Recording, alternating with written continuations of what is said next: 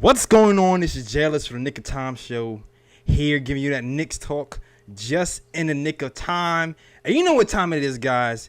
It's time to celebrate, damn it. It's time to celebrate. The gunshots are going off because the Knicks beat the Washington Wizards 131-113. They are the 25th rated offense in the league, and we proved that we don't have the best offense, but it's way better than they are, all right? Randle with 37.6 rebounds, 2 assists, 7 of 10 from 3 gunshots for Julius Randle right there. R.J. Barrett, 21 points, 5 rebounds, 5 assists. Mitchell Robinson is back with 16 points, 12 rebounds, and most importantly, played 31 minutes after injuring his ankle. And, of course, you have Alec Burks, who chips in with 20 points. So salute to the Knicks beating the Washington Wizards. And guess what, guys? It's been Rumorville all day long. So we're not just going to talk about the Knicks.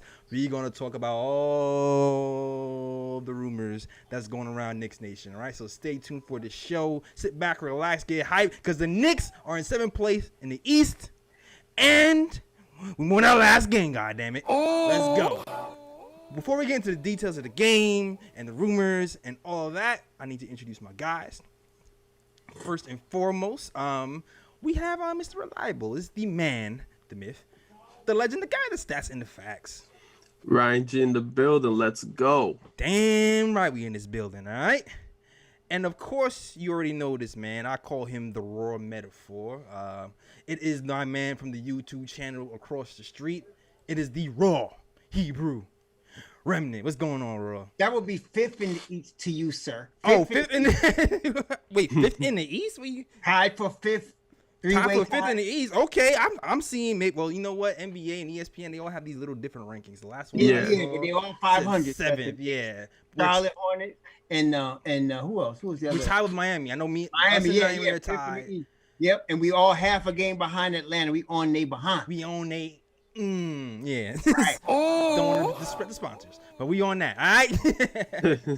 All right, cool. So you know what? The Knicks. All right, we started out well. All right. Listen, something happened. We already know. Elf has come off the shelf. Right. So for today's game, we've shelved Frank. We shelved Emmanuel quickly. Alfred Payton started. And you know, he seemed to pass a little bit more than he usually does. Raw, so what did you think about Elf's performance, Raw, and how he led or not led this first unit in that first quarter of the Wizards game? Elf is like that kid that you can't get rid of. So I'd rather not. So we gotta live with him. That's Tibbs' boy, so we gotta live with him. I'd rather not, but it is what it is. So as far as his performance, I mean, to me, he looked like he was not fully healthy. To me, it didn't look like he was fully back. He was trying. He was really, he was pressing a little bit. He was ginger. He was walking gingerly.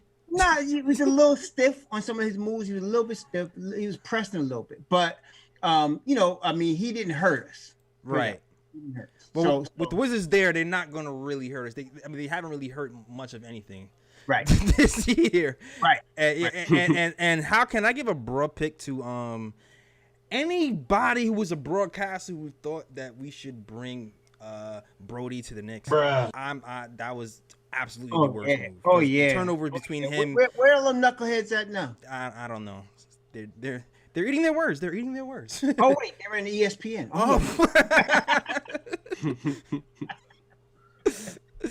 Oh man! Shout out to Allen. Yeah, shout out. Alan's my guy though. That was my guy. Yeah. Because Wally World was on that train too. That's a fact. That's a fact. But yeah, Ryan. So how'd you feel about that first quarter or the Elf coming off the shelf in that first quarter for the Knicks? I think Raw pretty much said it. He was pressing that first quarter. It seemed like he was trying to force the issue a lot, trying to get into the paint, trying to make something happen. He wasn't really trying to pass the ball. He was just, full steam ahead, trying to create. So, it's one of those things where it's like, with Elf coming back, he's going to get inserted back to the starting lineup, especially with Rose not being there. So you have to just live with it as a Knicks fan. It is what it is, but I didn't like Elf's performance in the first quarter. Like I was ready to bench the dude. I was like, yo, get him out the game and somebody. But yeah, I mean, yeah, I didn't like his performance. I feel like as the game went on, he kind of stopped pressing and started to make plays like we thought that he would do when he first came to the Knicks. But in that first quarter, he was just it wasn't a good look in the first quarter. I'll just leave it at that. Yeah, Alfred Payton, he only played 21 minutes this game. The 4 assists were actually kind of high for him considering it's only 21 minutes. I did like the alley-oops he was throwing. Although he did kind of ignore RJ for the most part. But I do feel like there was some type of synergy between him and the bigs for a little bit anyway. Not overly so. But for me, when it came to Elf, the play of the game really was the alley-oop, right? Like that was the thing. The alley-oop at the end of the second quarter, when it was kind of like a pick and roll, and Mitch just comes back. He has a weird ankle injury thing, and you see that he's able to get off the ground. He throws it up to Mitch for an easy dunk, and to me, that was the best part of Elf's game to me. But anything to say? Speaking of, let's put that in the end. Let's put that on the backboard and talk about Julius Randle, my man, with a career high 7 of 10 from 3. Seemingly a flamethrower. He scored like 3 consecutive threes in the third quarter. He was doing heat checks. He was schooling these kids. What did you say about Julius Randle, his impact on this game?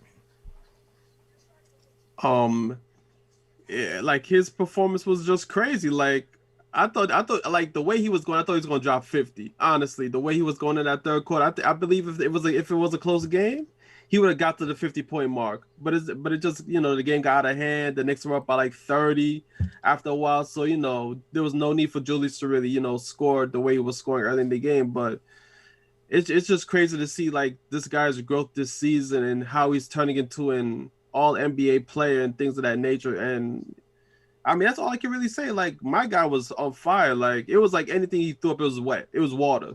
Absolutely.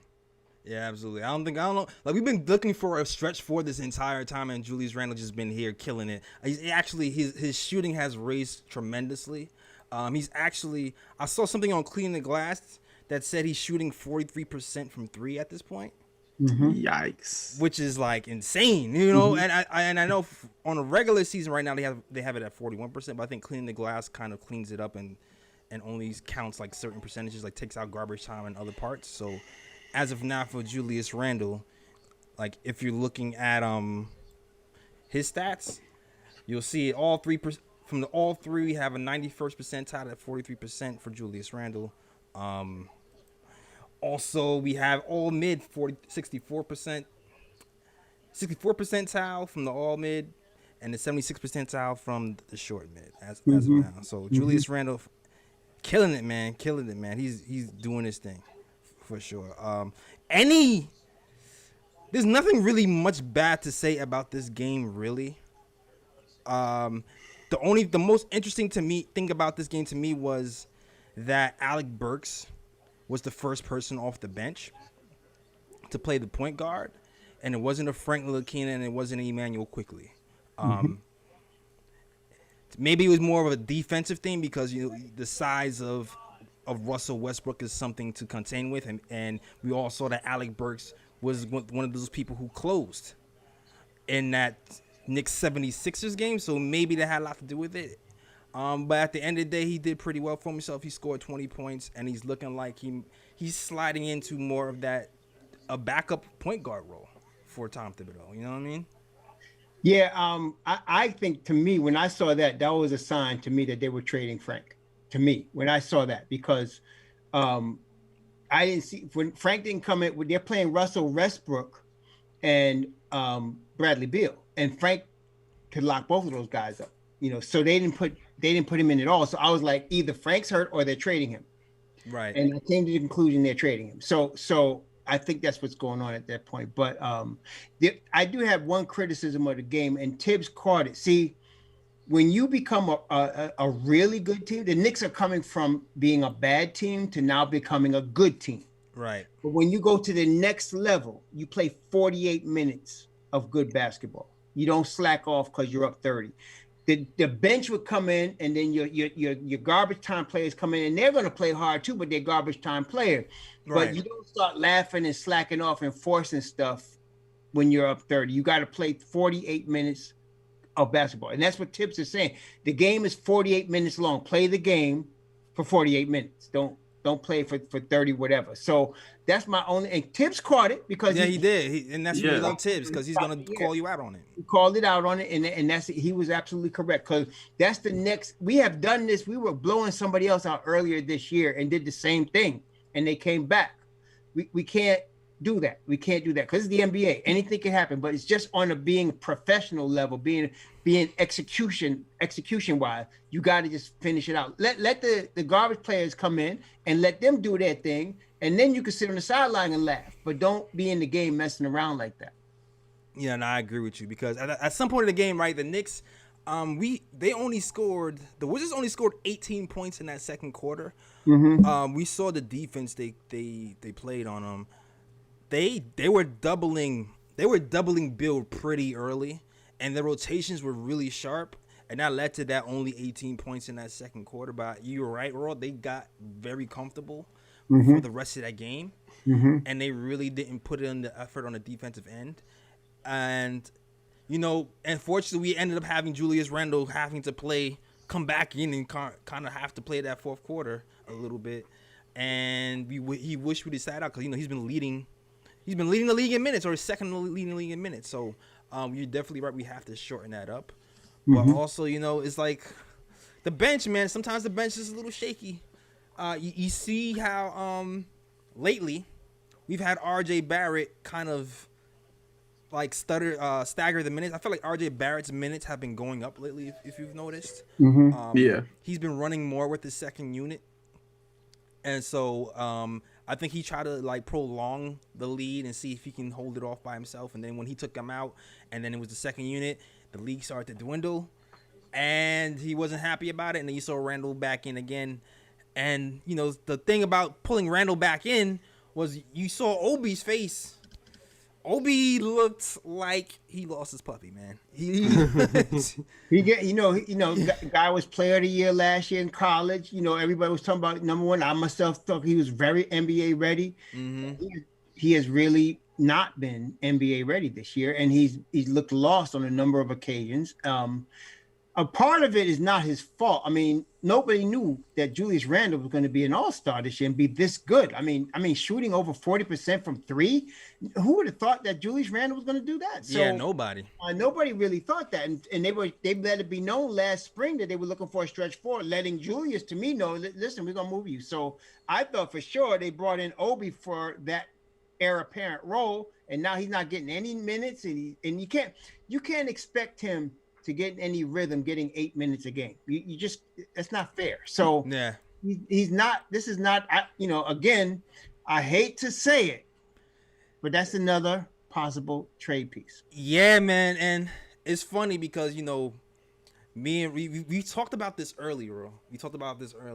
And it's funny because when I was doing the other Knicks Fan TV show, like we was talking about trading Julius Randle here for a second, and saying it out loud was messing with my stomach. It was messing with my stomach because we started talking about trade scenarios, and I was like, "Yo, Raw, you might not like this, but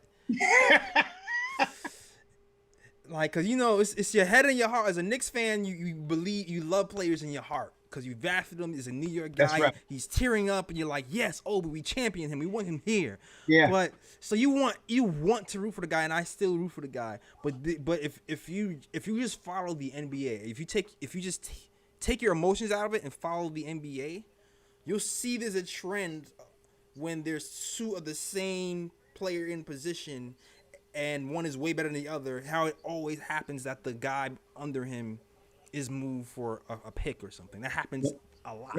Look at the Nuggets. It happens a lot. Yep. So I would not be surprised if that happened. Now, Obi has a summer. He has a summer to get better. He has a summer to get better, to get some reps in. I don't think he's going to be a bad player at all. I still believe Obi is going to beast. So when we saying this, people are getting mad. I'm not saying Obi is a bad player. I think he's going to beast. It's just that Julius Randle right now, what flaw does he have to his game? Who, Julius Randle? He's improved dramatically, man. It's hard to pick out a flaw. Like he has flaws, but it's not just even that he's all-star, which is bad enough, but he's only 26. Right, he's only 26. 4 or 5 more years of him. Right. And if you were to nitpick, to me, the flaws he has in this game is, the turnovers. His passing has gotten better, but he's not like a savant passer, right? The assists he gets are like through like curls and double teams. And he's going to get better. That's the thing. He's going to get better. Exactly, Raw. Yeah. Exactly. That's but he can get better. He can get better. So when you consider all that stuff together, then you can kind of look at the tea leaves and go, well, this might happen. He might be a piece at the end. Like I said, if my man Obi, first of all, let me just say this. I think Obi's going to be a star. Eventually, this guy's going to blow up and he's going to become a monster. I believe that. Right. But if he was 19, like if he got drafted, he's 19 or 20. Okay, you could let him sit and develop another 2-3 years, while you have Julius dominating. Right. But he just turned 23 years old. Yeah. He's got to play. He's got to play. And the Knicks drafted him to play. Nobody knew this was going to happen. So I think you almost have to move him. You just have to. For his sake, you have to move him. And it's more about, it's all about timelines. Yeah. It's all about timelines, because once you establish somebody who's 26, 25, 26, and he's this good, you're saying at this point, all right, the time is now. Remember, we got Melo around 26, 27. You have this year window. So in your mind, you're saying, all right, cool. You have maybe 4 years, 4 to 5 years to see if we can do something, right? And at the same time, these Knicks, they're trying to balance developing people, and playing Julius Randle. So it's a balance, because you don't want to go all the way. You don't want to go all the way left or right. That's why you have Brock out here to kind of manage that thing, right? So when you think about that, that's when you start to look at the whole picture as a whole and go, all right, who's going to develop at a quick rate that we can keep around long term? Who might take longer than we think, and maybe we have to move to bring a piece here that we won't be able to waste the prime years of Randle and RJ, because I feel like RJ is coming too. We can all see RJ's been averaging 20 points a game over his last 12 games, 5 rebounds, 3 assists, shooting 56% from the he's killing it. He's killing it. He's killing it. So you definitely have to consider that. And that's pretty much what I have to say about this game. Anything else you want to talk about when it comes to this Wizards game? Because to me, the big storylines have been Alec Burks coming off the bench starting. Frank came in at garbage time too, so maybe he's on the trade block, maybe he's not. I don't know. We saw something on Twitter that said he's supposed to be teaching kids some basic skills next week for the junior Knicks. So maybe they're keeping. I don't know what that means. Or maybe that was booked in December. Who knows? Maybe he'll fly in from New Orleans to do that. Maybe. Bruh. All right. Maybe, but anything else you guys want to discuss that comes to this Wizards game? I mean, not really. It was just a great performance by the Knicks. The Knicks did what they had to do. The Wizards are one of the worst teams in the East. The Knicks beat up on them, and hopefully that they'll be able to carry that over to Thursday, beat up on them again. Absolutely. And get a 2-game win streak. Exactly. At the end of the day, for the first time in a long time, the Knicks did what we're supposed to do. No, actually, we're doing it more and more this year. This is why we're a decent team. And we have them coming up again tomorrow. We will be doing a post game tomorrow, so come back, say hi. We'll be doing a post game tomorrow night right after the Wizards game, and we'll be breaking down the game as well. And hopefully it will be, maybe a post game / look who's here now, It might be one of those situations. That's right. All right, so definitely check the post game tomorrow when we break down the Knicks versus Wizards game as well. Cool. All right, cool. Now we got that out the way. We're going to get into the rumors. We're going to get into all the cool stuff. But before we even hit that, let's hit these super chats, because y'all showing out today, man. Definitely showing out today. First and foremost, $10 super chat from Michael Parker says salute to Jay Ellis and esteemed. Oh, we esteemed today, guys. Esteemed. we esteemed. Oh, okay. And the esteemed panel. Salute to the chat and the mods. Let's go Lonzo. Yes. All right. Yo, shout out to Jeff Stevens. Says a $5 super chat says Julius looked like Melo last night for sure. Yo, there's been like this debate about who's better, Julius Randle or Carmelo Anthony, and that thing is so hilarious to me. Yes, why is that even a conversation? Yeah, because Julius plays offense and defense, and Melo they're using it as an opportunity to crap on Melo a little bit. But I appreciate Melo everything he's done. I don't want to crap on Melo just to raise Julius up. And also, you also got to. Nah, I just want to throw it right quick, and people got to remember too that when Melo was in his prime, he was considered possibly the best offensive player in the NBA at that time. So right. People forget Melo's a multiple-time All-Star. I mean, multiple time All-Star. Yeah, that too. Exactly. But, when he gets 60 in the game, then we talk. Yeah, exactly. He's done it for longer. That's always been my argument. He's done it for way longer, way more consistently. So yeah, and then on top of that, he's also a first ballot Hall of Famer too when that time comes. And he did bring Denver to the Western Conference Finals. Exactly. So when he can do it for longer stretches of time, then it will big up Melo and all that stuff. Right? Yeah, I mean Randle. People are putting too much. Like some people are criticizing Randle because he can't do certain things right now. This is the first year that he's coming into his own. You gotta give him a little time. He's just coming into this level of play.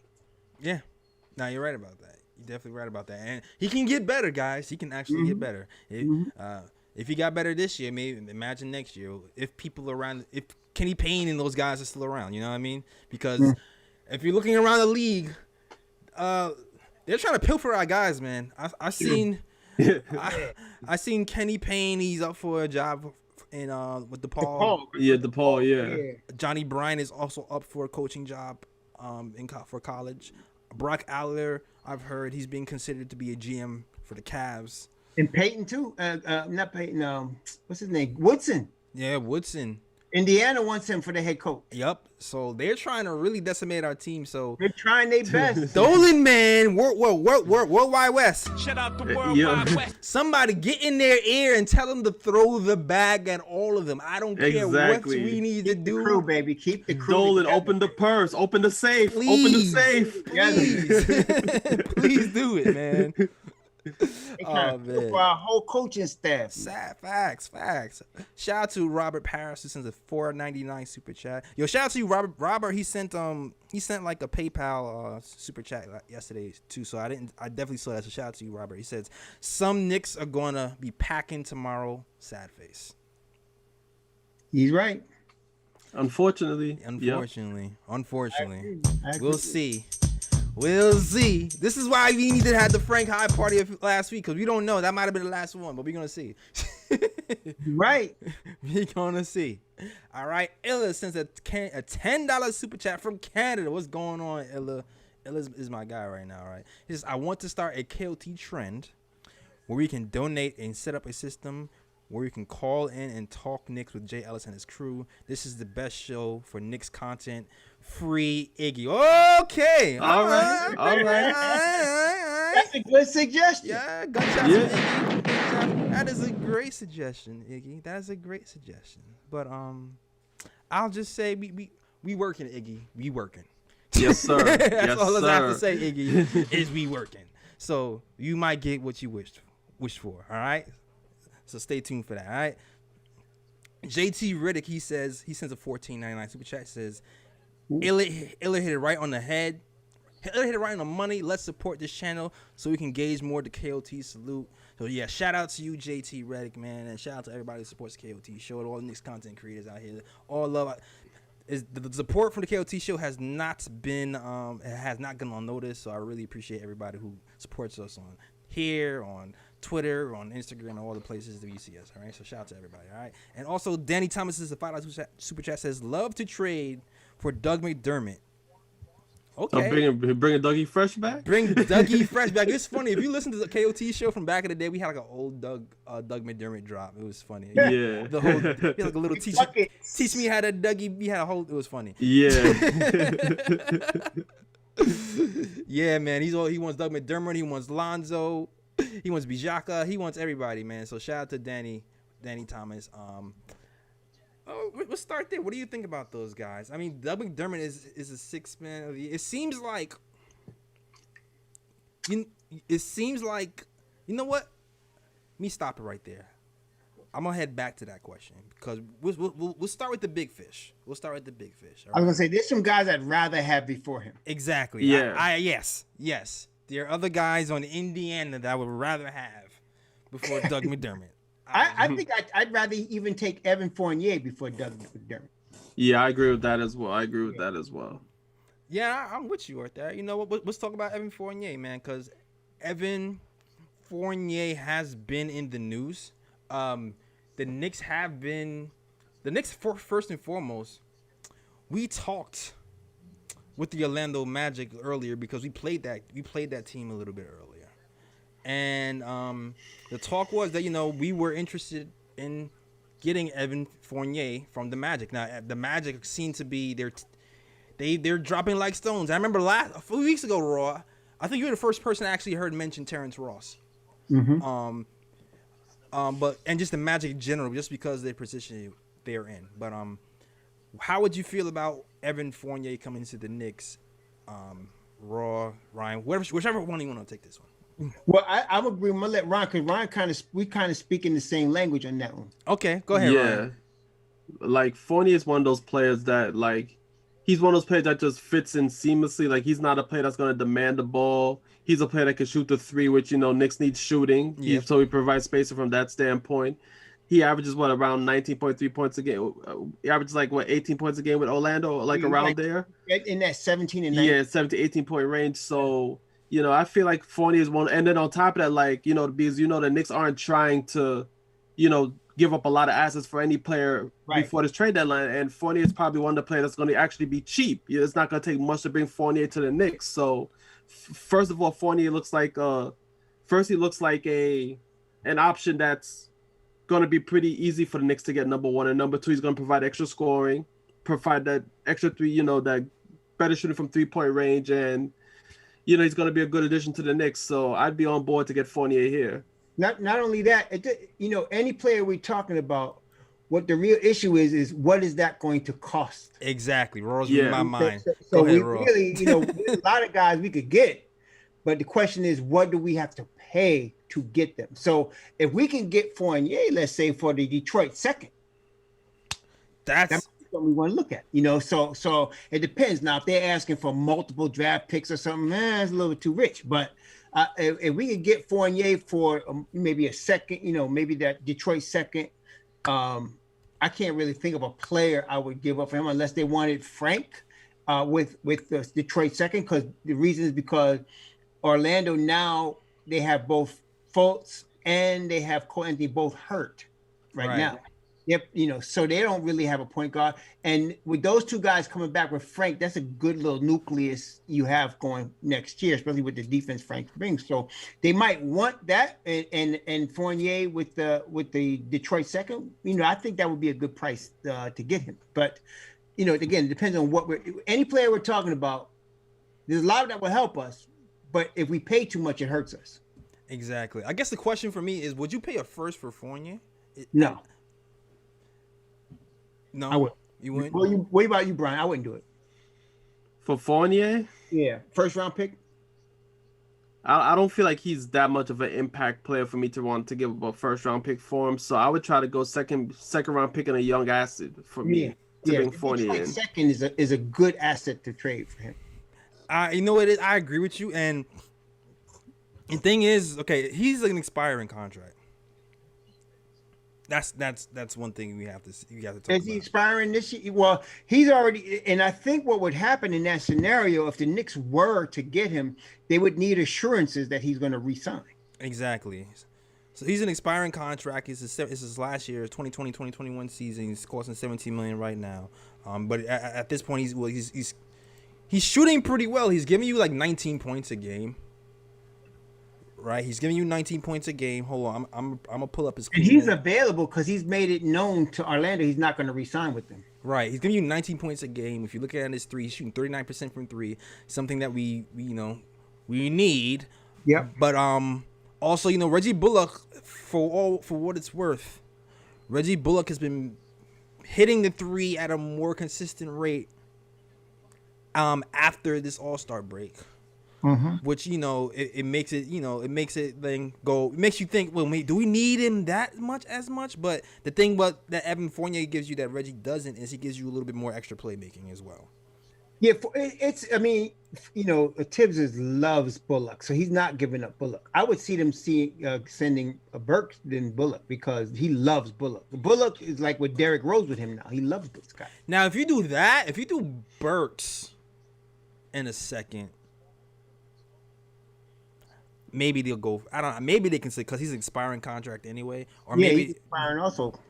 So maybe they'll go for that, or instead of a young piece, and maybe if you want to use a young piece, use that in another deal somewhere. But maybe that can make sense. I'm not sure if they would like that, but Burks is such a small contract that maybe they wouldn't even care to. It kind of be like a salary shed for them, Yeah. Even if we trade for him and then cut him and then he can join the team. Right. For a playoff, you can join a playoff team. You know what I'm saying? So I can probably see something like that where they shed salary to get an asset, and they don't have to worry about re-signing him for the next year. So something like that, I can see working out for the Knicks. I can see that. I like it because then you have he's a solid shooting guard, man. I mean, Evan Fournier's a shot. He's not a guy that can play the three, but he can definitely shoot the ball from the two spot. He's a solid two. And the good thing, that's why we got RJ. RJ's a wing. He could play 3 or 2. Exactly. He can play 3 or 2. Exactly. So I like the Fournier thing, man. I wonder how much, I wonder what the trade market is for looking for them because I feel like they're on fire sale. I wonder who's first off the market because they're trying to get rid of him, possibly Terrence Ross, Aaron Gordon. Yeah, and all those guys. So it'll be interesting to see what their haul is and if we can just pull off getting a second for him and keep it moving. Because I guarantee you, Aaron Gordon and Evan Fournier are not going to be on that team after tomorrow. Yeah, absolutely. I agree with you there. You know what? And let's keep this pushing. I know everybody wants to talk about this guy. It's Lonzo Ball has just dominated like the news cycle for a while. It's been rumored that the Knicks are interested in Lonzo Ball. I know Ian Begley has been talking about that recently. And I've also been a rumor that the Knicks might be interested in taking Eric Bledsoe along with Lonzo Ball. And maybe actually looking for a third team to take on Eric Bledsoe as well, instead of just outright taking them. Now, according to Ian Begley, that little wrinkle in the rumors it hasn't really been confirmed. That still is just a rumor, so it has not been confirmed by SNY. But the rumor is that since the Knicks aren't really looking to take on Eric Bledsoe, but they're trying to see if another team can take his contract. Yeah. Now the Knicks, as you know, the Knicks, they have around $15 million in cap space. I think it was $17 million at a point, but I think it might have shrunk. Maybe because of Julius Randle's Julius Randle did have a bonus for making an All-Star game. Yeah, a $2 million bonus. So maybe the cap shrank from $17 million to $15. That could be it. So, of course, but remember, they'll be sending out assets also. Exactly, we might be sending out assets also. So according to Ian Begley, no matter what, something will probably happen just because we have the cap space. So we probably will be just taking on the contract in general, even if we don't make a move to make a push for the playoffs. So I guess first question is for you guys. This whole notion of pairing Lonzo Ball in conjunction with Eric Bledsoe. Are you okay with taking both of these guys on? Financially, the Knicks could do it, but I don't think it works pairing wise. Because, first let's talk about what would New Orleans want. And the reason I'm taking this seriously, as you mentioned, is because Ian Begley said Leon Rose is very interested in Lonzo Ball. So, and Lonzo Ball is mutually interested in the Knicks. Right. I just want to add to it.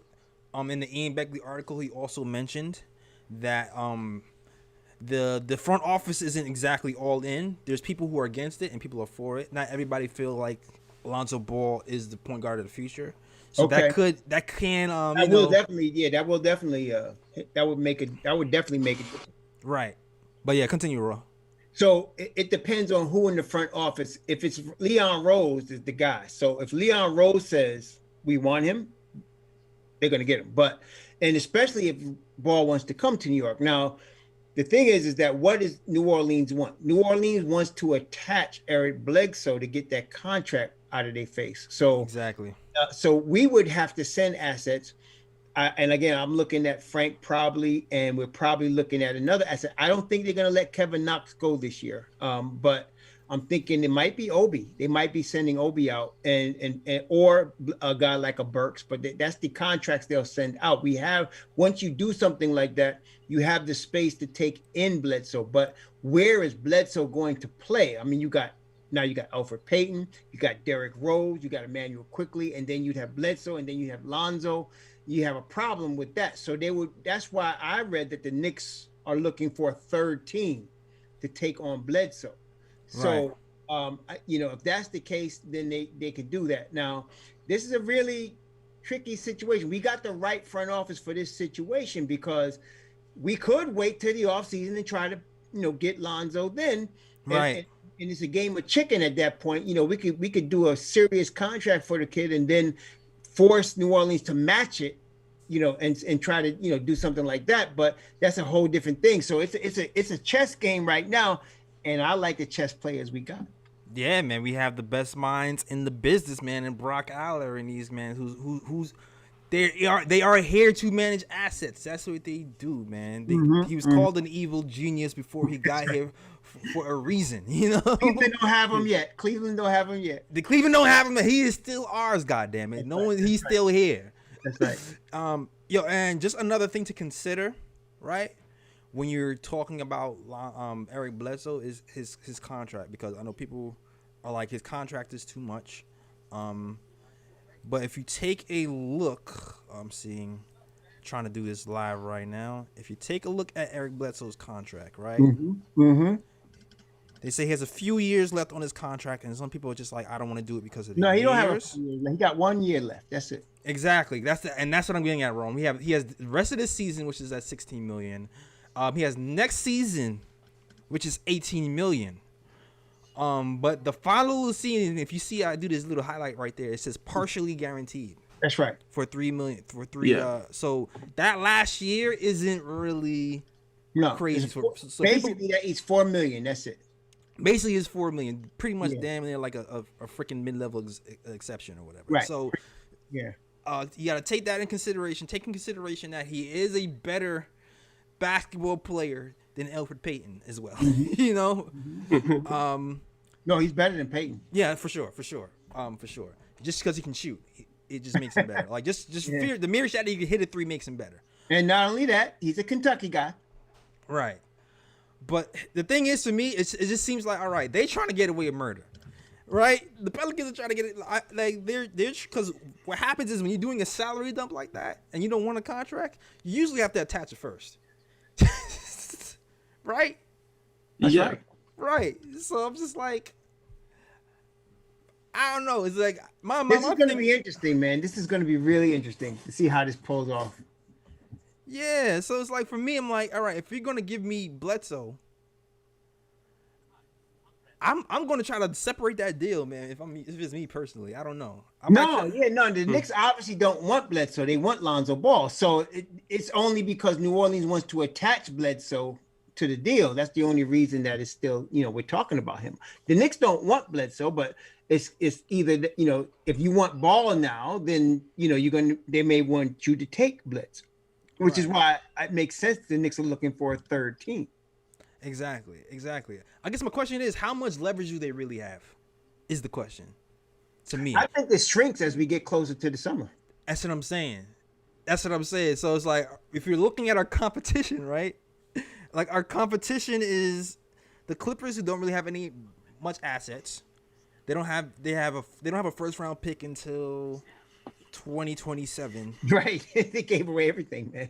Um, I think Oklahoma City's got all their first round picks. right. Yeah. I think Denver has been rumored to be interested. We know Ball wants to come to New York. I do kind of take Chicago seriously though. I'm not gonna lie. I mean, they if they want him, they can definitely be in the conversation. But I think what's going to sway us is we're headed to the playoffs. I'm not sure Chicago is. Right. So you're betting. What you're saying is you're betting on the fact that even if Chicago does make the trade, that you feel like he won't resign. It's not guaranteed that he'll resign because if the Knicks are going to be in the playoffs, which I believe they will, and they're 1 point guard away, and they want him and he wants them, all the stars are aligned for him to come to New York. Right. So, like, if Chicago believes that, and Lonzo believes that, at that point, maybe the Knicks play hardball. You know, maybe the Knicks play hardball and go, I'm not taking Bledsoe.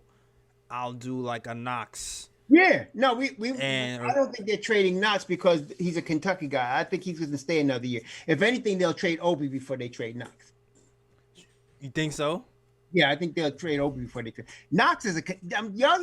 These Kentucky dudes got carte blanche in New York, man. I'm trying to tell you, they're not going nowhere.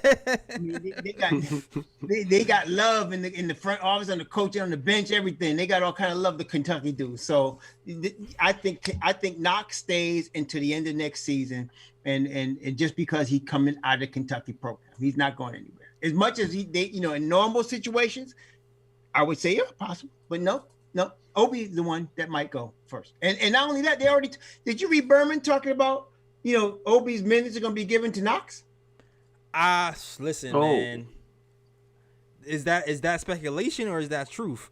He claimed, well, I heard what Tibbs said. He twisted. This is Berman, right? So Tibbs said, we're going to see how it looks. We're going to see what it works out. He said, Berman asked him, you're going to give Knox more 4 minutes. Seems like Obi's struggling. And Tibbs said, well, this is typical of rookies, blah, blah, but, he's practiced well. We're going to just see what happens. So Berman took that to mean, he's going to sit Obi and play Kevin Knox. I mean, it makes sense. We talked about it on this program before. It makes sense. For the scheme, for the full scheme of things, to have Knox play the stretch forward role, because it's pretty much what Obi is being relegated to anyway, and he's not playing that role well. Mm-hmm. So we can't help that. We can't help that. Mm-hmm. But just back to this Lonzo thing. Man, I first would definitely get it done for Lonzo straight up, but I'm not sure if I'm willing to do that. I'm willing to roll the dice and play hardball. I would play hardball too. I would tell them to go screw themselves, and I'll wait till the summer. Yeah, if Lonzo really wants to come to New York, I would just play hardball. This is deja vu, isn't it? Yeah, and it's deja vu. But the thing is, it's deja vu, but it's not the same. It's not mellow. You know what I'm saying? And that's you're not getting 26-year-old. Exactly. Yeah. You're not getting 26-year-old. As good as Lonzo Ball is, he's a piece. Yeah, you're right. He's a piece. But it's the same scenario. You don't want to give up too many assets for him, whereas you might be able to sign him, especially if he's making it known he wants to come to New York. And unlike Melo was threatening to sign with the Nets. Right. If he do the deal, which is what forced him to do the deal. But I think I'm with you. What do you think, Brian? I say we just wait, man. Just wait. Well, I mean, honestly, Lonzo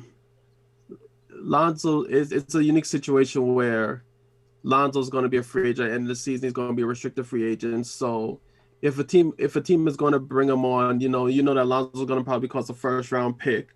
So if a team's going to give up a first round pick, usually that means that they're guaranteed that the player's going to re-sign with them. So if Lonzo's going to really stay with the stance like, okay, I'm going to, I want to sign in New York, I'm not re-signing with any other team, then that's going to make other teams, right, not want to trade for him because it's going to be a rental basically. So and you don't want to give up a first round pick for a rental. That's right. So therefore the Knicks is going to have the advantage, and then it's going to be like, well, the Pelicans are either going to give him up for cheap, or you end up not getting anything for him, and then you wait till free agency. The thing now is that now with restricted free agency, teams are able to match. So if the Knicks are going to bring Lonzo in, the Knicks might have to overpay to bring him here because they're gonna have to probably give him the max of some sort for for teams to not to be like, you know what, we're not gonna offer him that type of contract and then he's gonna sign with the Knicks. So that's the only downfall there. But if Lonzo's on the mindset of, you know what, I want to come to New York and that's it, then yeah, the Knicks don't have to give him no assets. The Knicks can just, hold their ground and be like, well, you're gonna give him to us for cheap, or you're just not gonna get anything for him. He's gonna leave at the end of the season.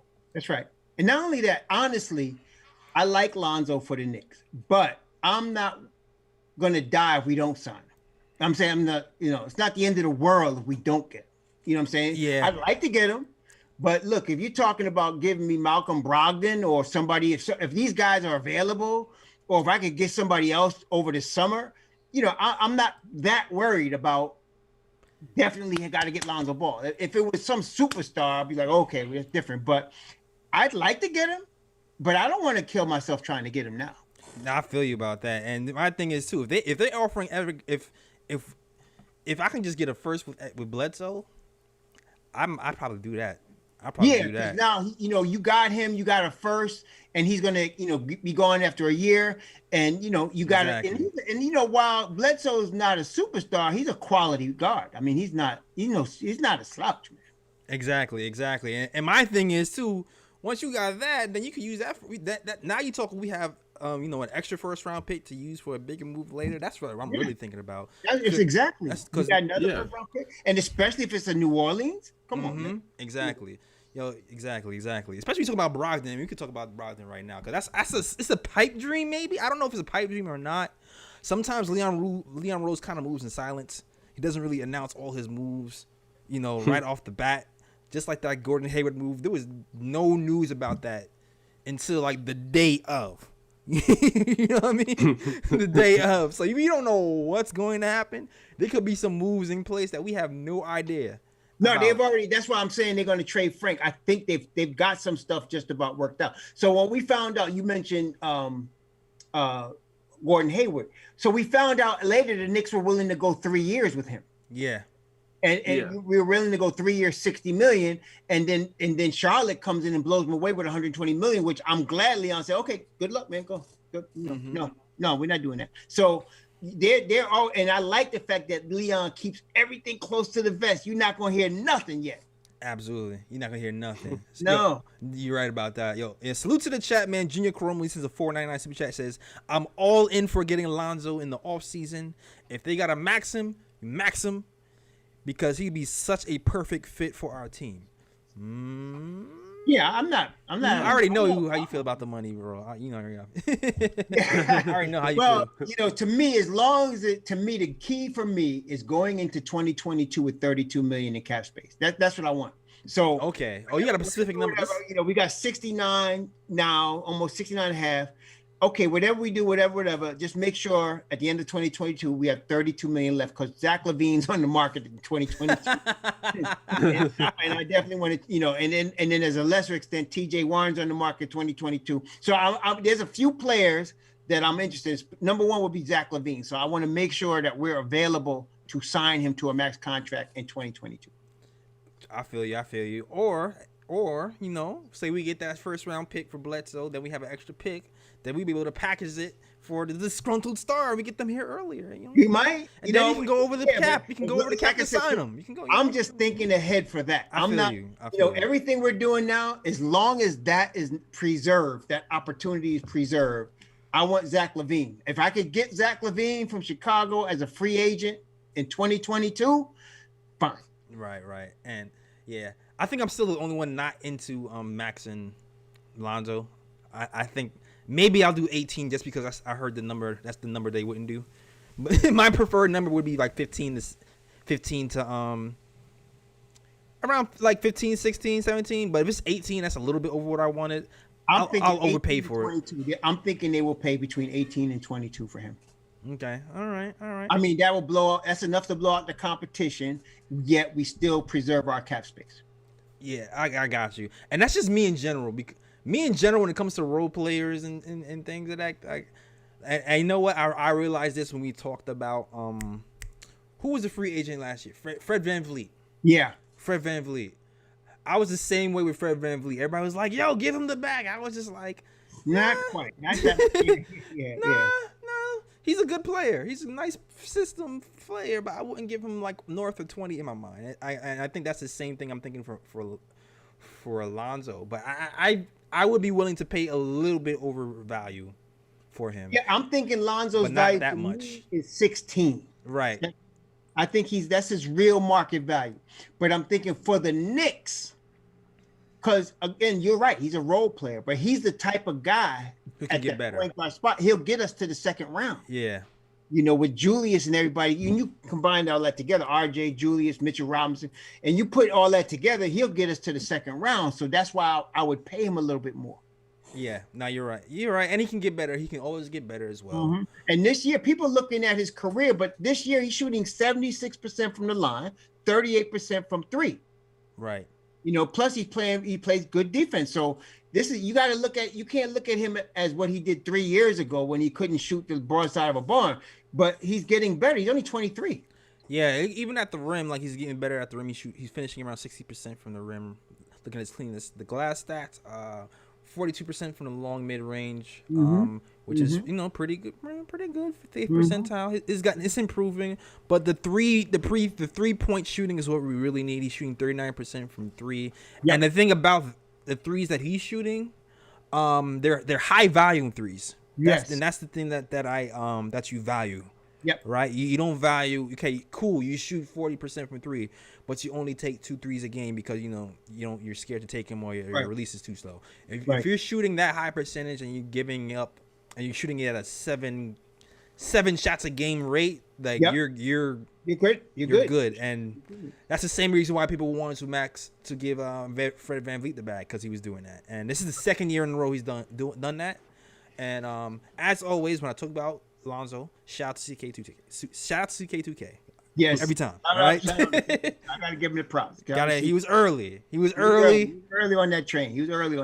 I got off the train early in the year because his shooting fell off. Because I thought he turned the corner, but he gotten back together. His shooting is back on, and I'm back on the train with his shooting.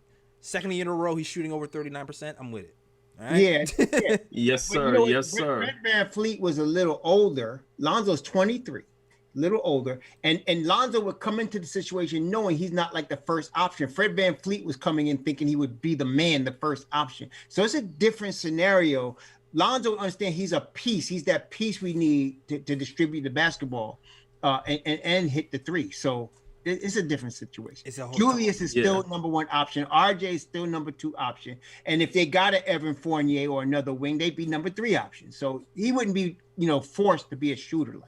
Yeah, and I just want to add something right quick before my little hiatus, a while ago. So with Lonzo now, I don't know if you watch the first tape, but Magic said it perfectly. Because Stephen A. Smith was against the whole bringing in Lonzo to New York, but Magic told him perfectly, like, this is why Knicks need to get Lonzo. It's not the fact that Lonzo's not aggressive or whatever the case may be, but it's just the fact that the Knicks, like when you watch the Knicks play offense. Then it's always half-court struggle to get baskets. There's no easy baskets in the Knicks offense. Yeah, it's like they always have to run plays and things of that nature. But if you bring in a point guard like Lonzo, who pushes pace, the Knicks are gonna get the Knicks can get easier baskets. They get baskets in transition and things of that nature. And then on top of that, Lonzo has shown that he can shoot the three. You have to guard him at the 3-point line. You can't just leave him open. You can't back off of him. That's right. So if you combine his court vision, the fact he can shoot the three. and then on top of that, Thibs likes defense. Lonzo plays defense on top of that. Exactly. So it's like you add those things together. It's like Lonzo seems like he fits perfectly within the Knicks system. So it's like, when you look at it that way, it's like Lonzo would be a good fit. Lonzo would be if the Knicks can bring him in at the right price. So like why wouldn't you go with them at point guard? New Orleans wants to give the keys to Kyra Lewis also. So that too. So that being the case, that's why this is all possible. They want to give the keys to Kyra Lewis. I feel you on that. I feel you on that. But you know, if they that's your boy, JL. yeah, That's I know that's my boy. I know that's my boy. That's right. And people been hitting me. Ooh, he's not doing anything. JLSU was wrong. I was like, he's not playing, man. Calm down. Wait till he gets some time. No. Tyra Lewis is gonna be the deal, man. Yeah, wait till he gets time. I hate when people be judging stuff off of 2 games and be like, oh, I know, and the kid's like what, 19? Yeah. He's like I think he's like the youngest draftee in the league this year. Like, I know. Yeah. I think he might even be 18. Yeah, like, calm Yeah, down. but no, Kyra Lewis is going to be the deal. He gonna be really fine. is going to be fine. the deal. And they know that in New Orleans, which is, I mean, like I said, Griffin ain't stupid. Yeah. You know, when they drafted a kid like that, they know what they're doing. So they're going to groom him. He's going to need 2 more seasons, you know, and then but then he's going to dominate. And when you get a guy like that, he's going to be what JLS wanted him to be this year. Well, yeah, exactly. There you go. But you know, salute to the chat. They might as well give us the first pick for Eric Bledsoe. They're trying to do that. If you're not trying to give us Lonzo, we got the cap room. Give us that first, man. We make that move later. Maybe we'll use it in a Brogdon deal. Hey, not a Brogdon deal, a Malcolm deal. There we go. So what you trying? The Knicks will be wheeling and dealing. Wheeling and dealing, man. Wheeling That's and what I'm dealing. saying. If we taking that pick, and now we got 2 or 3 picks, maybe we make a move for a Zach. that sounds like something that might satisfy Ujiri. Norman Powell? Maybe. Norman Powell? Maybe Ujiri takes that bag from us. Maybe that is a pick from let's talk about it. Before we talk about it, let's get into the chat. But salute to the chat, man. I see y'all in here in the chat. Y'all holding it down. We've been talking continuously about the Knicks. I just snuck in here on the snuck. I see y'all little conversations. I see you. Shout out to Rich Jim. Shout out to all the mods. Fritz Alessandro, Henry, Keenan Lambert. He says Obi would be unlocked with the transition ball. John Talento, G-Man for life, Verb Maker. It's popping today. Everybody in the chat. That's what happens when it's rumor time, though. Gravy 03. I saw J.O. Shout out to Jay Boogie. Salute to Jay Boogie in the chat. Says, whatever we do, Rose and Tom have to be on the same page. Players are going to have to fit Tom's system. But right now, I'm working the phones. Okay. Oh, we got Jay Boogie. That's working right. the phones. Working the phone. Making deals happen. Let's get it. Get Jay it done, Boogie. boy. Get it done. Get her done. Yeah, get it done, Jay. And you know what? I wanna harp on that too. The guy that said, I think it was Keenan Lambert, Obi would be unlocked with the transition ball. Like, I think that's another reason why Lonzo would be a good fit too, because you have to think about it. Obi's not a stretch 4. And that's how Thibs is playing him at the moment. Yeah, exactly. Obi needs to be in the open court, you know, catching lobs, slamming it, and things of that nature. And then with Lonzo here, I think Lonzo would help Obi become unlocked, and Obi would actually be productive when he gets minutes if he's on the court with Lonzo. Even if you don't play him with Lonzo, if you play him in the second unit with D Rose, it would unlock him. Yeah. Yeah. You know, so that would really be, you know, either of those moves to get one of those guys, or to get Alonzo and then have a D Rose too and let them be first unit, second unit, you're going to give Obi a lot more opportunities to get easy baskets. Absolutely. Yep. Absolutely. Yo, I see you. Shout out to MR1 Charlton. It says Sixers fan here. You guys played hard the other night. Keep up the good work. Salute to you, man. Shout out to other NBA fans who just watching just to kick it off. Or I mean, you know, it's rumor time. Everybody's into rumors, right? So shout out to all the other NBA fans who are watching the Knick of Time show today. All right. Cool. Now, who y'all guys want to talk about now? Because I know I feel like y'all want to get into Norman Powell because y'all talking about Norman Powell, baby. Norman Powell. Yeah. Dag, beware the man coming at you, giving you the shirt off his back. Yep. And that is one Masai Ujiri who has ripped us off in the past. So I'm wondering what is going on. Why are they getting rid of Norman Powell? I mean, I would love to have Norman Powell, but why? There's got to be some reason. It's fire sale. I think because Toronto's doing so bad this season. I'm thinking that they're thinking rebuild at the moment. I think that's why they're trying to get rid of Lowry.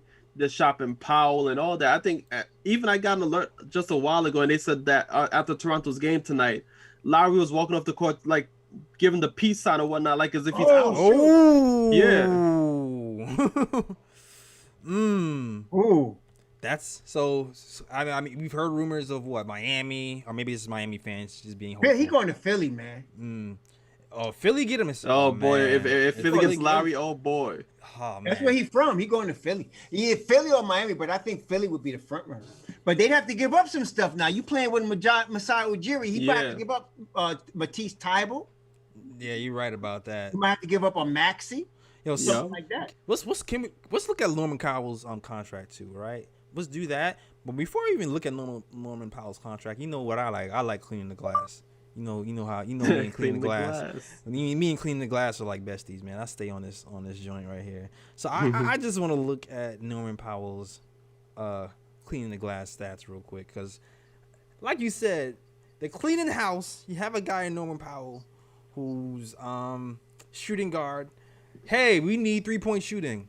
Oh, look at that. 88th percentile for a wing as a 3-point shooter. Oh my gosh, man. God. Oh my Damn. God. Oh my. I see. Look, I see. There's a glitch, and I don't know what happened right now. My U button just changed. All right, cool. But So it was on point that time. yeah, it changed the screen though. It did that weird glitchy thing where it changed the screen, but it's cool. He's got one more year left at 11.6. Right. Corner threes, 92 percentile at the 53%, and we already know how Tom loves his corner threes. So Yes, sir. So Norman Powell would fit perfect. she's too perfectly. So long mid range, 45%, 67 percentile. Yeah, he's good all over. He's good at the rim. Like I said, he's Alec Burks, but he's a step up. He's just a baller, Yeah. yo. He's just a baller all That over. boy is good, man. So like you put him beside RJ, you got your wings set. Got your ring set and giving you 19.5 points a game. Yeah. Let's see. 3-point percentage, you already said. Attempts too. You know what we say about the attempts, man. How many attempts do you make? He attempts 6.5 attempts a game. Woo! So he puts them up. He's not giving you 2 shots. And he's He knocking puts them up. down. Yeah, he's knocking them down. He's knocking them down. So, like we said, we have Brock Aller here. Before you make any moves and call anybody over there in Toronto, because you already know what they did, how they fleeced us when we had a big man here. Yeah. We had to give up- Bargnani. Yeah, I was trying to not say his name, Ryan. No, that I was trying to be aloof. Ryan. that was even worse than KP. That was Oh my god. Oh boy, that was such a terrible that trade. guy could barely walk and chew gum, man. I mean, God. Exactly. Like he fleeced us there. Before that, the metal trade happened. He fleeced us with the Nuggets. So when we're talking about we want Norman Powell here, proceed with caution. That's all I'm saying. Yeah. Proceed with caution. Oh. But Indigestion. Where's the Alka-Seltzer? Oh my God. exactly. So with that production, I might give up a first for Norman. I'm not even gonna lie. But maybe not the New Orleans first, because that first is kind of high. What would you think? What would you think if we ended up getting Eric Bledsoe in the first and then trading for Norman Powell? What would you think? So we end up with a Bledsoe and a Powell. I wouldn't mind that. I'd be okay. That wouldn't be too bad, would it? That wouldn't be. I'd be okay with that. That wouldn't be too bad. That wouldn't be too bad. That wouldn't be too bad. No, it wouldn't be too bad. That'd be a good playoff team. Yeah, it would be. You know, dangerous playoff team. And we already know Eric Bledsoe plays defense. Tom likes defense. He's a Kentucky guy. Yeah, he's Kentucky. He's a Kentucky guy. He's a Kentucky guy. I was reading some stats when I was looking into Bledsoe's free agency before the summer hit. I was reading some crazy stats, like he was like one of the top defenders at his position. I'm not sure how he's doing right now, but that's what I was reading in the summer. So Yeah, Bledsoe's always been solid defensively. I feel like he's one of those players where he's kind of like Alfred Payton at times. Like sometimes he'll be on the defensive end, and sometimes he'll be lackadaisical. But for the most part, he's solid. He's solid. Yeah. He's a solid kid, man. So I mean, and we would basically be into him for $22 million over the next 12 months. Basically. right. So that would be the deal. And people are saying, look at his stats. So I'm gonna pick up his stats real quick for the people because I want to look for it. But the thing, and here's the thing about Bledsoe. Like, I know we're talking at him like he's like the next coming of Kobe, of like Jordan or whatever. But listen, the thing is, he has not been producing at the high rate that he used to, and I do understand. Yeah, that. this is not the Phoenix Suns Eric Bledsoe. Yeah. This is not So that guy. I don't want to talk him up like he's just like he's just No, Jesus Shuttlesworth. You know what I'm saying? Yeah, no, you're right. No, he definitely. Definitely not. But he's just a slightly better. He's like a very slight upgrade. Better than Alfred Payton. Right. He's better than Alfred Payton. And also he's kind of like a trade asset. Yep. In a year. Yeah. So even though you're overpaying for him, even though we're overpaying for him, you can kind of flip him. Not if we're getting a first. If we can get a first, especially New Orleans got a lot of firsts from the Lakers. Well, they collected a lot of firsts for Anthony Davis. Right. So if we can get a first and we can get, that'd be a low first rounder. Remember, we got Quick at 25, so we get a low first rounder. We could package that. We got Detroit second. We got all kind of stuff. And so we could get Eric Bledsoe, and then he's, like you say, he's a trade asset for the next trade deadline because he'd be expiring. And then you might be able to package what we get for him. Right. For one Norman Powell. Absolutely. All right. And if I'm looking at his stats right now, his usage is very low right now. Points per shot attempt is low. Everything is down. Lonzo, assist percentage is down. Everything is down. But but my thing is this though, because with Bledsoe, could it be just that like he just needs to change the scenery? You read know what I'm saying? You read my mind. Kind of like the Derrick Rose thing. He's playing behind Lonzo right now. Right. So he's getting a lot of time. So he's not the man, in New Orleans. So, and we don't need him to be the man. We just need him to be, pretty good. Yeah, we just need him to be pretty good. So maybe he'll be motivated with a better role, a better situation. Yeah, but, what you call it with Kenny Payne? Come on, man. Exactly. So if you look at his numbers, 90th percentile going at the rim. Still pretty high, shooting 65% at the rim. Interesting. Short mid-range is bad. Long mid-range is bad. Mid-range is not really all that good. Corner 3 is decent. 76th percentile. Corner 3 is decent. This is decent. What are you shooting overall from 3? Overall, 37%. 37%, which is, it's like average.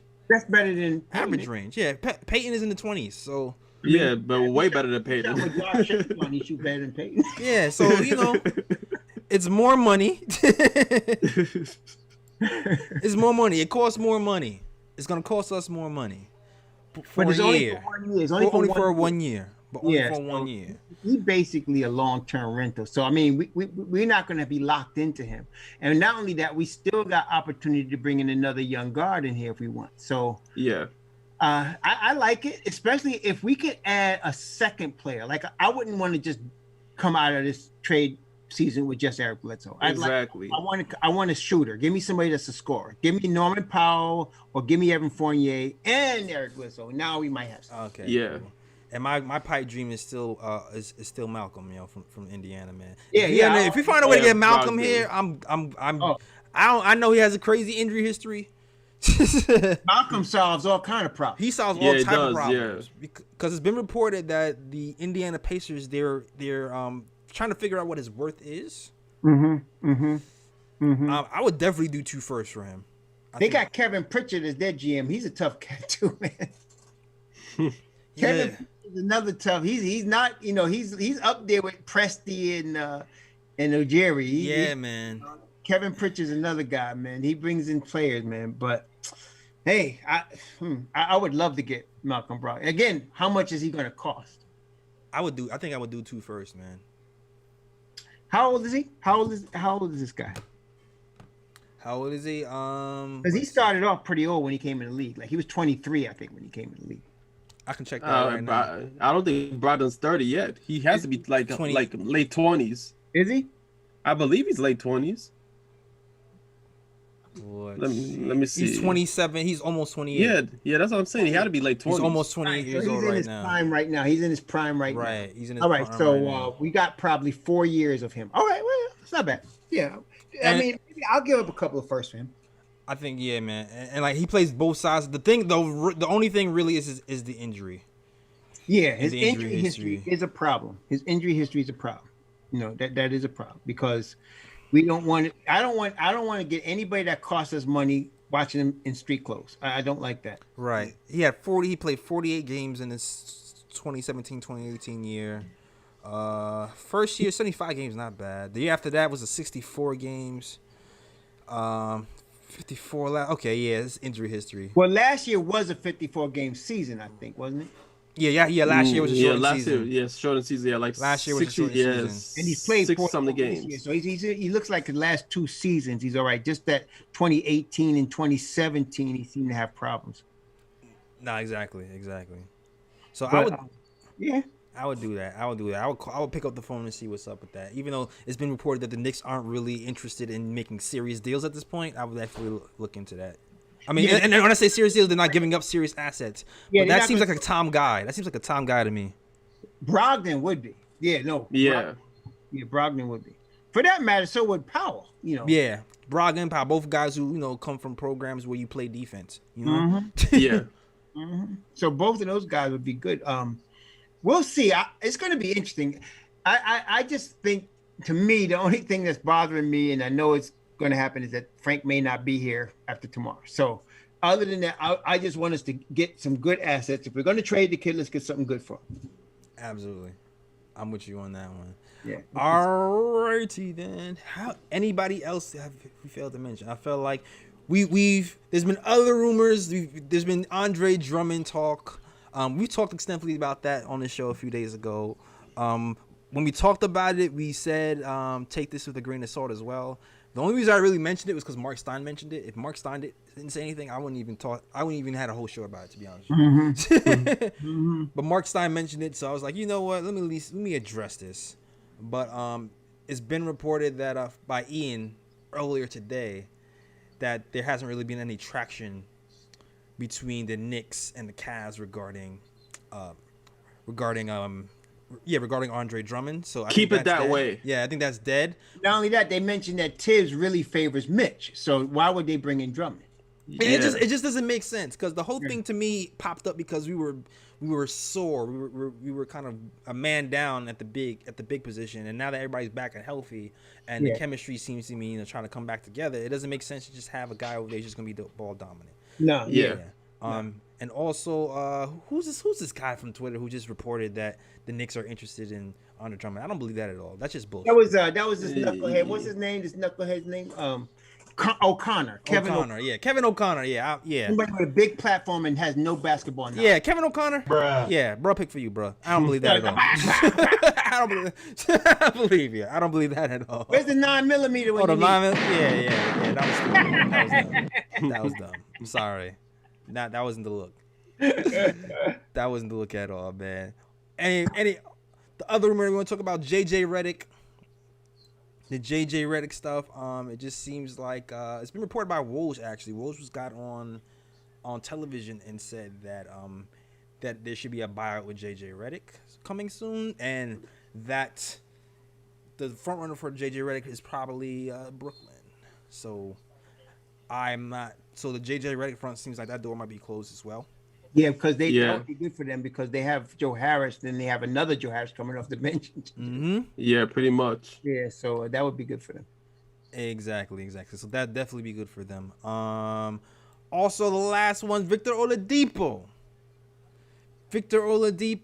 That's been rumored that ship seems to have sailed too. I know the Houston Rockets have been wanting first round picks. And max guy. Oladipo thinks he's a max guy. Yeah.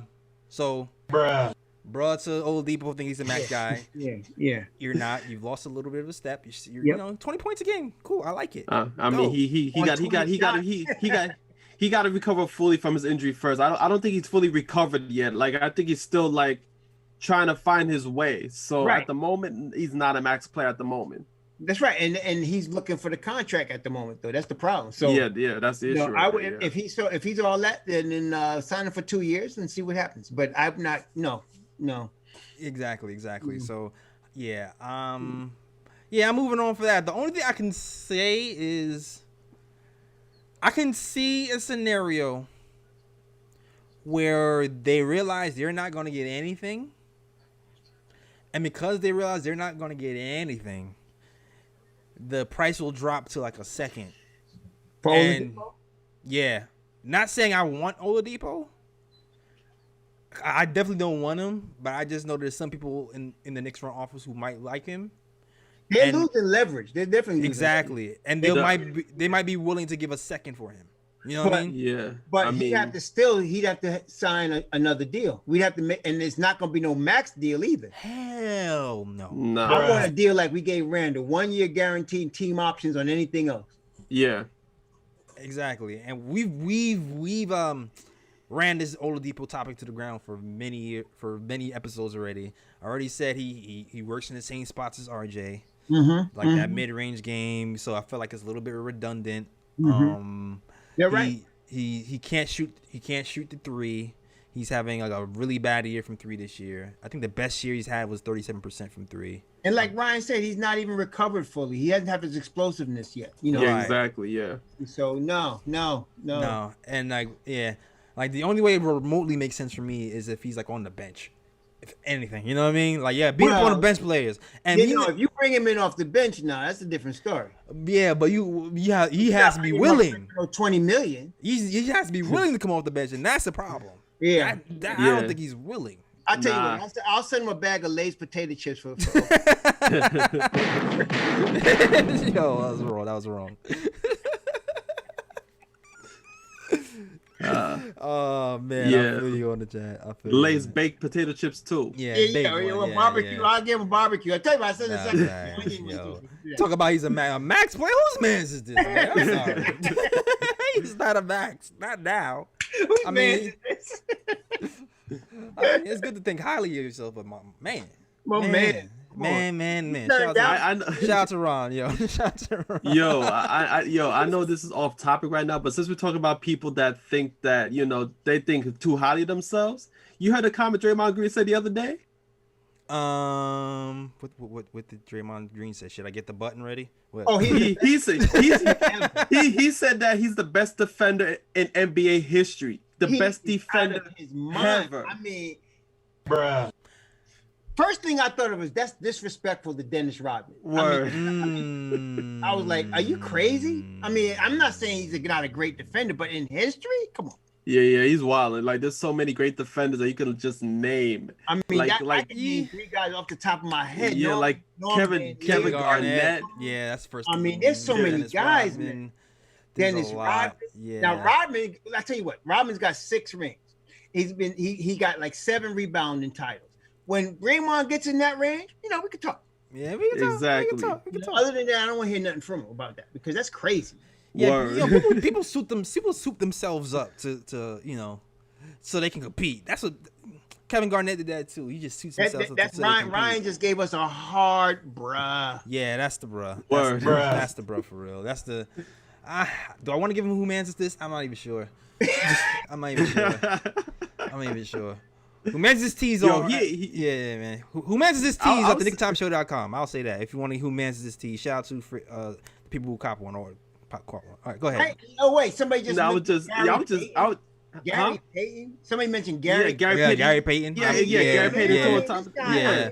He just disrespected. Honestly, like Tony Allen got at him at Twitter for saying that. I don't even think he's a better defender than Tony Allen. No, he's not. Nah. And Bruce Bowen. Well, Bruce Bowen is a hack, though. You know who is the greatest hack in history to me? That played for the Knicks. I was glad he was on our team. He was such a hack, man. The dude from TCU. What's that guy's name? Oh God, he averaged 20 and 20 in college. Kurt Thomas. Kurt Thomas. Kurt Thomas. Oh, yes. I'm glad he's on our team because Kurt Thomas, the great man, Knick legend. Kurt Thomas, I'm with you, Kurt. Yeah, I'm with that, Kurt Thomas. I was like, dang, if he played today, he'd be suspended for life. That guy, oh man, Kurt Thomas went out like a G on the Knicks. Broke his leg on the NBA court playing defense and shooting 15-footers just like he did in the 90s. Yo, shout out to Kurt. And he had those bug eyes, like I just hell yeah. Facts. Yo, for real. Hey, salute. First of all, salute to the chat. Salute to Big Reaper who sends a $10 super chat. Also, salute to everybody watching the KOT show, man. We here, man. We going to be doing some post-game live show. Next show is going to be tomorrow night. After the game, we're going to be doing a post-game live show tomorrow night after the game. Definitely check out for that. And then the next show after that will be Sunday because it's a game Saturday. We'll reconvene on Sunday. So tomorrow night might be like a post game / rumors. See what talking about who's here, who's not. So that should be fun tomorrow night. All right, so definitely check it out for that. I'm considering doing an emergency stream tomorrow if a trade happens. So, click that notification bell, be notified of something if we're streaming, because I might just pop on. I don't think anybody be available, so I'll probably just be by myself. But if that's what it is, that's what it is. We'll talk about it if a trade happens. All right. It'd be big news though if you had to do that. Yeah, if I gotta do it, I gotta do it. All right, it'll just be me. All right, cool. So, you know what? Also, let's get to these bills. All right. Make that money, man. Yeah, man. I know. I already know the basketballs and the volleyballs are gonna be in the chat. So shout out to the chat. All right, and let's get it as I look for. So you had 250 something people in it. Yeah, man. Yeah, man. It's popping tonight, yo. Rocking tonight. All right. So all right, so trade deadline stuff, man. Everybody love the trades. All right. So this episode is brought to you by Manscaped. Flowers are blooming, the grass is growing. It's time to grow your lawn. Thanks to our sponsor, Manscaped. You can trim those hedges below the belt safely and efficiently. I'm talking about the ball trimmers. That's you got the trimmer 3.0 right here. The global leaders in men's below the waist grooming. We have an exclusive offer for an audience. Use the code KOT to get 20% off and free shipping at manscaped.com. Join the other 2 million men who trusted Manscaped. They are here to make sure your balls are smooth and smelling nice. All right. They also, after all, it's time for some spring cleaning. All right. So thank you, Manscaped, for that. All right. Shout out to Manscaped. For real, they have the trimmer 3.0. You can shave over here with it.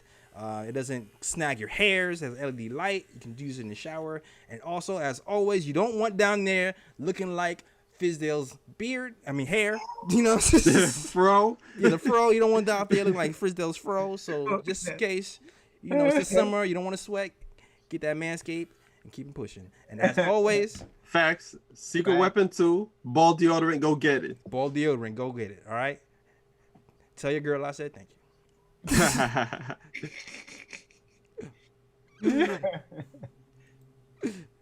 All right, cool. All right. Shout out to the chat, man. Shout out to the chat. Thanks for watching the KOT show. Had some fun. Salute to everybody in chat. Sammy So. Shout out to Hadouken Sharoon. Tell him Alejandro. Yo, Andrew. Shout out to Andrew. Fritz Alessandor. Yo, thanks, Fritz, for putting that Manscaped little link in there. Hit that code KOT. Yo, shout out to everybody who's been supporting, man, because the KOT link has been doing well. So shout out to everybody who's been hitting that link up, because you're going to help us get more sponsors and grow this channel bigger. And, cameras are coming. The super chats have come. The cameras are coming. Raw and Ryan will be getting new cameras so you can see them in more HD, all right? So thank you for people who donated to the channel, because those cameras are definitely coming, all right? Yes, sir. Oh, man. All right. So shout out to everybody in chat. 19 Con Man, Paul Quick, Shop Talk, Nick Yak, Junior Karuma, Knicks at Night TV. Everybody, man. Shout out to you, man. Big love. All right. I think we talked about any and everything. I don't know if there's anything happening Twitter in the last 10 minutes. I don't see nothing in here. But I think we talked about. It's definitely look like Kyle Lowry's gone. Yeah, because they they must have made a deal already. Yeah, because they were talking about his post game interview and that he getting calls from Drake and this and that. So it looked like he's out. Oh man, so Drake was giving the goodbye call. Yeah, man. Yeah, it looks like it. So it look like Kyle Lowry's out. Yeah, that next Drake album is gonna be sad, man. He's gonna have. They got a chip though, man. What they want? They got a chip. For real, I'm just saying. I just know there's gonna be some Kyle Lowry bars in there. Salute to Kyle. All right. Word. Bro. Twitter is clear. Yeah, I don't see nothing from Shams. Yeah. I don't see nothing from. This all I got from Adrian Wojnarowski is the Rockets still trying hard to get rid of Oladipo. Yeah, that's not gonna happen, man. That's not happening. He's leaving Nope. for a second somewhere. somebody, yeah, bag of chips, man. Yeah, and like I said earlier, if anything happens, I'll say this will probably happen. If nothing happens, I'll say Austin Rivers is going to be bought out. Yeah, most likely, or traded for a second. Yeah. I mean, if they could trade him, that'd be excellent. But I think the more likely is they buy him out and he goes to a playoff team. Right. Yeah. Like his father's team. Exactly. Or Philly. Or our cap space will be used to take on a bad contract with an asset attached. So if nothing happens, if we don't get any new pieces, if Norman Powell doesn't come, if none of these guys come, something along those lines is going to come. And yeah. I think everybody's up on Masai Ujiri though, because they haven't made a deal yet, and they say Adrian said that they're working on multiple fronts to get rid of Kyle Lowry and Norman Powell. Wow. I think everybody's up on him, man. When Masai Ujiri's knocking on your door, you better watch yourself. Yeah, watch yourself. Yep. This guy's a master, man. At this point, it might be better for him to be a consultant and have somebody else work the phones, because everybody's just scared to work with him right at this point. You know what I mean? Facts. Oh man. All right, man. Well, yeah, that is our show. I guess we can just sign out now. Thanks for watching. I think the viewers knows the show is ending as well, because the view count just dropped dramatically. So let's see. Go ahead, yo. Shout out to Raw. Tell them where to find you, Raw. Raw Hebrew Remnant on YouTube. Raw Hebrew Remnant on Twitter. All right. Shout out to Raw. Call him the Raw Metaphor. Yeah, I'm thinking you might have like an intro music or something, man. I already have an idea for an intro for Raw. Dude, but you already got the nice background noise, man. All that is good. I have an intro song in mind for you. If you're a New Yorker, you probably already know what's in my mind right now. There's too many. I'm gonna just say, just throw up the woo. That's all I'm gonna say. Just throw up the woo. All right. Oh. Just throw up the woo. Just throw up the woo. All right. I like that. All right. Yo, next episode. Watch the next drop. The next episode for Raw. Oh, shit. This is what I think it is. I already know what it is. I already know what it is. Shimmy, y'all. All right, let's go. Yeah, I already know what it is. No, I thought it might be Brooklyn's Zoo. Okay. Oh man, that's good. All right, yo, Ryan, where can they find you, bro? You'll find my Instagram at Sir G is chilling. Sir G is chilling. That's SIR. G is CHILLIN. You can find me on Twitter at RyanGKOT. Exactly. And yeah, you can find us at the KOT Show as well. At the KOT Show on Twitter, the Knick of Time Show on Instagram and Facebook. Also, you just go to our website. People don't realize they're like, yo, where's the merch? Where's the knickoftimeshow.com. The knickoftimeshow.com. You can get merch. KOT, baby. Yo, we got the whose man's is this tees? We got that on there too. You got phone cases. We got people who don't know I draw. That's why if you see my little like moniker thing, it's J. Ellis Draws Things, because better get that Kevin Knox on while it lasts, man. Yeah. That might have to be a fire sale. I don't know. That might be a classic. No, he got a year. No, he's gonna be around. He might have a year unless he's involved with a Lonzo deal somewhere.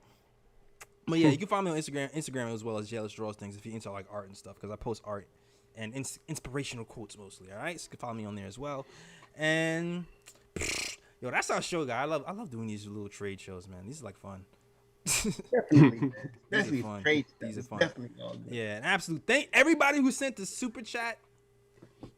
Bless up. It's gonna help the channel. If you have not liked and subscribed already, please like and subscribe too. If you can't support the channel by sending super chat, and also share it as well. That's right. And also be on the lookout for KOT, because I'm working on more stuff, guys. I'm just letting you know I'm working on more stuff, because Jay, I works hard. All right, I works hard. And watch this, man. He got stuff up his sleeve. I works hard. I keep something up my sleeve. I have no sleeves, and I still got stuff up my sleeve. All right.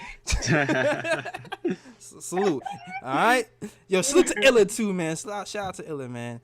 Illa. Yo, do we ship to Canada? Yes, we do ship to Canada. The thing is, Alright. I'm going to warn you, international people, that the shipping fee is a little bit steep when it comes out the country. I'll just say that. But we do ship to Canada. All right. That is our show. We out of here. Peace. Peace.